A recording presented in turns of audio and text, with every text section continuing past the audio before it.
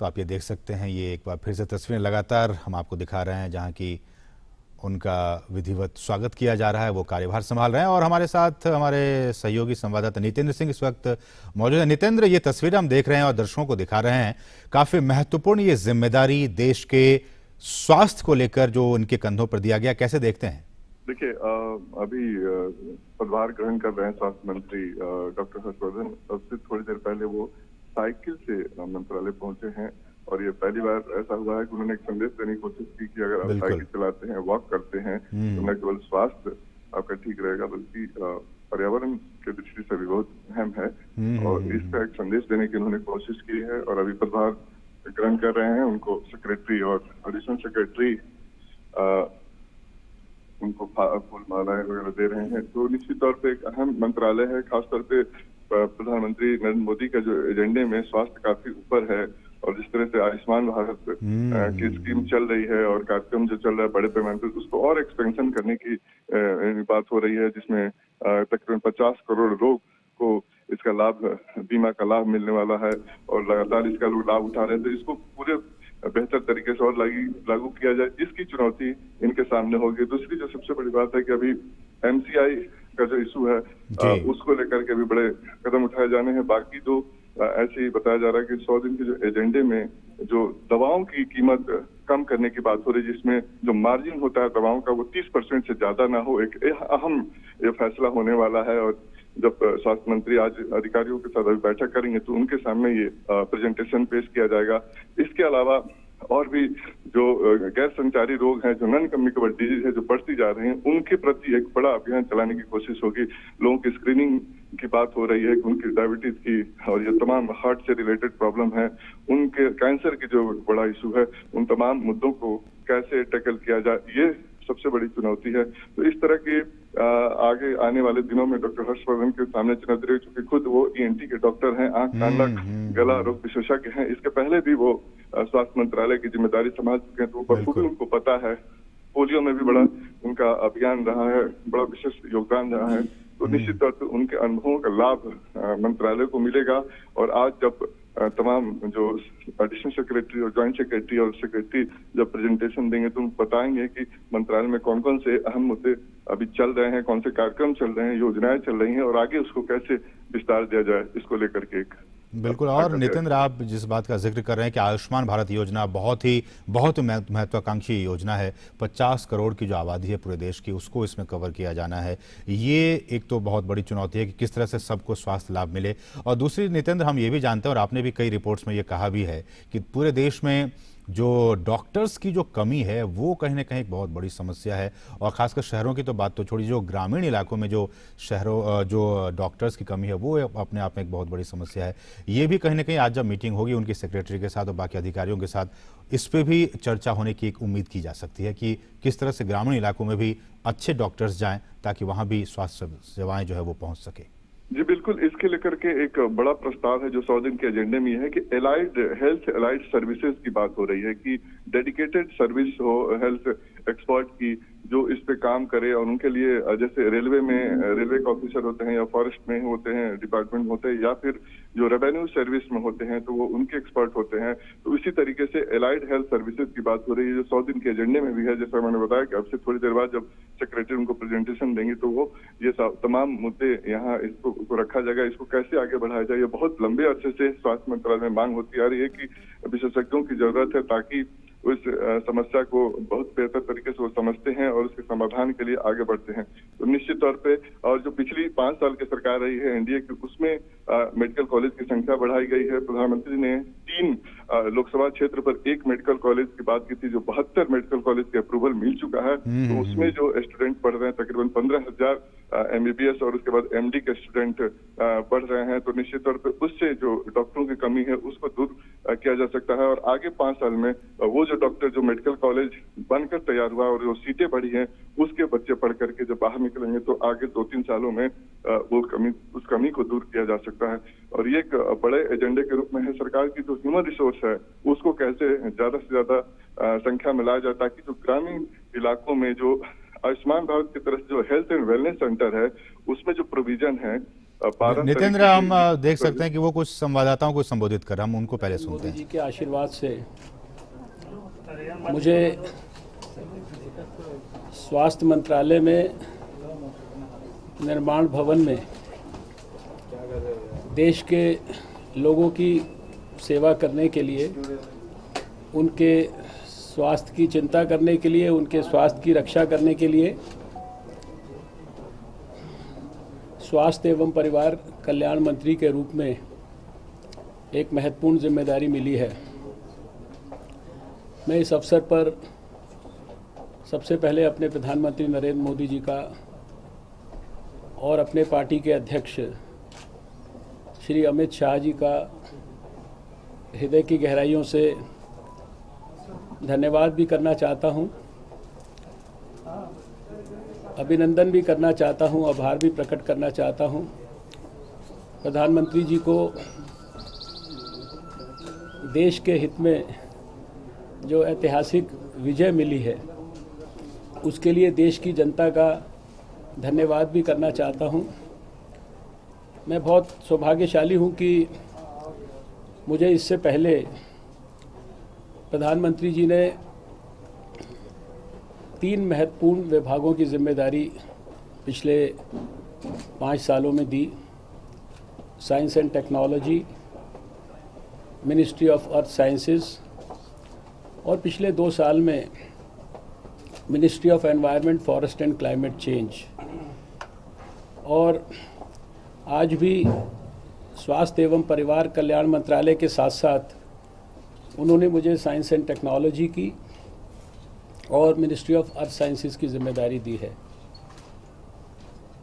Science and technology और ministry of earth sciences में काम करने के बाद मुझे इस बात की अनुभूति हुई कि शायद ये प्रधानमंत्री जी का मेरे को बहुत बड़ा आशीर्वाद था कि उन्होंने मुझे साइंस एंड टेक्नोलॉजी में काम करने का मौका दिया। और साइंस एंड टेक्नोलॉजी में काम करने के बाद मुझे इस बात का आभास हुआ कि शायद साइंस एंड टेक्नोलॉजी के मदद से हम भारत की और भारत के लोगों की जो 70 वर्ष से समस्याएं अभी भी अनसुलझी हैं, उनका निश्चित रूप से साइंस एंड टेक्नोलॉजी के माध्यम से समाधान कर सकते हैं। आने वाले समय में भी साइंस एंड टेक्नोलॉजी और अर्थ साइंसेस का मंत्रालय मेरे पास रहने वाला है। मैं सबसे पहले तो इस बात का प्रयास करूंगा कि क्योंकि मैंने ये समझा है कि ये सारे मंत्रालय जो इनका लक्ष्य है वो मैनकाइंड की सेवा करना है और मैनकाइंड के समस्याओं का समाधान करना है। इसलिए हमारे इस स्वास्थ्य एवं परिवार कल्याण मंत्रालय, science and technology, earth sciences, और जिस मंत्रालय में मैंने 2 साल काम किया, एनवायरनमेंट मिनिस्ट्री, पर्यावरण की रक्षा से जुड़ा हुआ काम, और उस पर्यावरण की रक्षा के लिए जो हमने वहाँ पर सोसाइटल मूवमेंट शुरू किया ग्रीन गुड डीड्स के माध्यम से, वह भी लोगों के स्वास्थ्य की रक्षा के लिए है, लोगों के स्वास्थ्य को बेहतर करने के लिए, लोगों के स्वास्थ्य के लिए बेहतर वातावरण जो है वो बनाने के लिए है। तो ये तीनों मंत्रालय, इनकी जो क्षमता है और इनका जो पोटेंशियल है उसको हम सिनर्जाइज करके यहाँ पर काम करेंगे। आज वर्ल्ड साइकिलिंग डे भी है। वैसे तो मैं नॉर्मली भी साइकिलिंग करता हूँ, लेकिन आज विशेष रूप से मैंने जो हर रोज़ एक ग्रीन गुड डीड से हम सारे दुनिया के लोगों को फैमिलियर करते हैं, तो आज हमने अपनी जो ग्रीन गुड डीड है वो भी इस साइकिलिंग से जुड़ी हुई प्रचारित की अपने ट्विटर पे। और स्वयं भी मैं आज अपने घर से यहाँ तक साइकिल पर ही आया हूँ और काफ़ी कोशिश करूँगा कि स्वास्थ्य मंत्रालय तक मैं साइकिल पर जाऊँ। और इसके माध्यम से मैं देश के लोगों से ये अपील भी करना चाहता हूँ कि आपके स्वास्थ्य की रक्षा करना ये सरकारों की जिम्मेदारी तो है, लेकिन इसके साथ साथ इंडिविजुअल व्यक्ति को भी अपने स्वास्थ्य की रक्षा के लिए कुछ ना कुछ कंट्रीब्यूट करना चाहिए। स्वास्थ्य में जो 90% उसका कंपोनेंट है वो प्रिवेंटिव हेल्थ है, वो प्रमोटिव हेल्थ है, वो पॉजिटिव हेल्थ है। और इस नाते ये अपने स्वास्थ्य की रक्षा के लिए हर रोज़ किसी न किसी फॉर्म में फिज़िकल एक्टिविटी करना, वॉकिंग करके, जॉगिंग करके, घर में फिज़िकल एक्सरसाइजेज करके, साइकिलिंग करके, योग, मेडिटेशन इत्यादि के साथ अपने आप को जोड़कर, ये हर मानव के लिए बहुत ज़रूरी है। और स्वास्थ्य मंत्री के रूप में आज मैं ये देशवासियों से अपील भी करना चाहता हूँ कि आप अपने स्वास्थ्य की रक्षा के लिए अपनी दिनचर्या को व्यवस्थित करें, अपने भोजन को संतुलित करें और उसके साथ साथ अपने जीवन के अंदर जो फिज़िकल एक्टिविटी है उसका जो अंश है उसको ज़रूर डालें। आने वाले सप्ताह में यूँ तो हम आप सबके साथ एक फॉर्मल इंटरेक्शन भी करेंगे। मैंने जिम्मेदारी की घोषणा होने के बाद अपने सभी अधिकारियों के साथ शनिवार के दिन अनौपचारिक बैठक करके मंत्रालय क्या कर रहा है, किस दिशा में हम आगे बढ़ना चाहते हैं और कैसे हम बेहतरीन तरीके से प्रधानमंत्री नरेंद्र मोदी जी के न्यू इंडिया के सपने को साकार कर सकते हैं, इसके ऊपर हम पूरी गहराई, गंभीरता से और पूरे डायनामिक मोड में आने वाले वर्षों में काम करेंगे। इस अवसर पर मैं प्रधानमंत्री जी को नतमस्तक होकर विशेष रूप से प्रणाम करना चाहता हूं उनकी आयुष्मान भारत योजना के लिए। और उस आयुष्मान भारत योजना के बहुत सारे लाभार्थियों को पिछले महीनों में मैंने स्वयं अपनी टीम के साथ संपर्क किया और जिस प्रकार से और उनके अनुभवों को मैंने स्वयं ट्विटर पे भी पोस्ट किया पिछले महीनों में। आयुष्मान भारत योजना जिसमें लगभग अब तक 27 लाख भारत के अंदर लाभार्थी लाभ ले चुके हैं। किसी भी गरीब आदमी के जीवन में उसके स्वास्थ्य की रक्षा के लिए 5 लाख रुपया सरकार खर्च करे सारे देश में, और ऐसे 10 करोड़ परिवार, 50 करोड़ से ज़्यादा लाभार्थी वो निश्चिंत हो जाएं कि कम से कम कोई बड़ा खतरा आएगा स्वास्थ्य का तो हमारी चिंता करने वाली सरकार है। मैंने ऐसे लाभार्थियों को स्वयं अपने मुंह से, उनके मुंह से ये बहुत मन की गहराइयों से कहते हुए सुना कि प्रधानमंत्री नरेंद्र मोदी जी तो हमारे लिए भगवान हैं, वो तो हमारे लिए मसीहा हैं। और मैं ये समझता हूँ कि हम लोगों की सबसे बड़ी प्राथमिकताओं में इस आयुष्मान भारत योजना को भारत के उस जन जन तक पहुँचाना जो वास्तव में वंचित है, अभी तक सुख सुविधाओं से शायद उसको प्राप्त नहीं हो पाई हैं, शायद उनका लाभ नहीं उठा पाया है। बहुत बड़ी संख्या ऐसी है जिनको अभी भी शायद योजना के बारे में भी जानकारी ठीक प्रकार से ना हो, और बहुत सारे ऐसे हैं जो योजना के लिए कुछ क्राइटेरियाज फिक्स होने के कारण अभी भी ज़रूरतमंद होते हुए भी उससे वंचित हैं। हमारा प्रयास होगा कि आने वाले महीनों में हम इस आयुष्मान भारत योजना, जिसका एक कंपोनेंट बीमार होने से और बीमार होने पर उनकी अस्पताल में चिंता करने से जुड़ा है, उस पर गहराई से काम करेंगे। इसको और ज़्यादा जो ज़रूरतमंद लोग हैं उन तक कैसे एक्सटेंड करना, उन तक पहुंचाएंगे।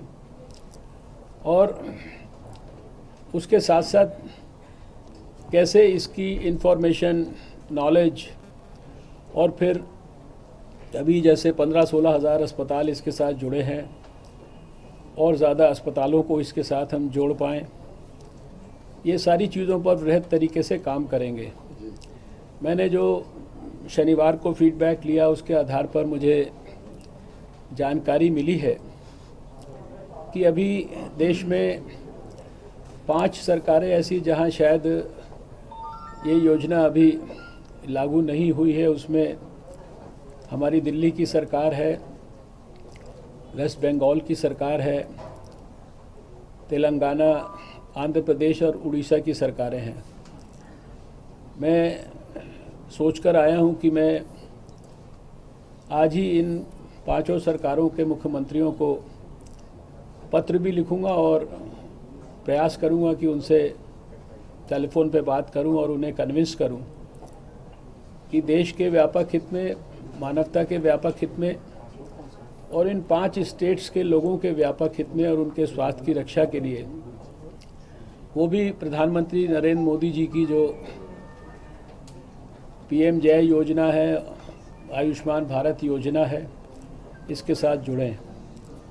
इसी योजना का जो दूसरा महत्वपूर्ण कंपोनेंट है health and wellness care centres, जिसके तहत हमें आने वाले 2022 तक, जब हम आज़ादी के 75 वर्ष मनाएंगे, उस समय तक एक नया भारत डिलीवर करना है।